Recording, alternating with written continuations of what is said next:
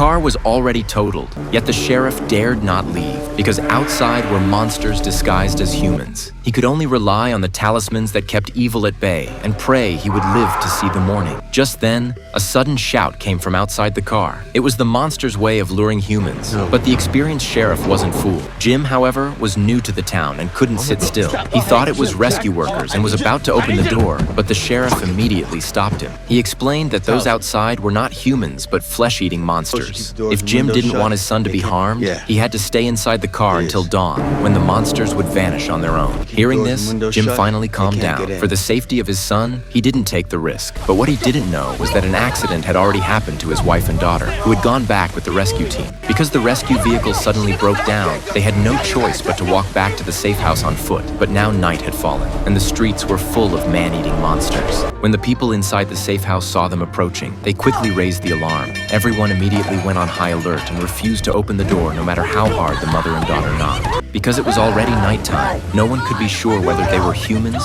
or monsters. What they didn't realize was that the real monsters had already arrived. A boy suddenly greeted Julie, calling out her name over and over. Julie's eyes went blank at once.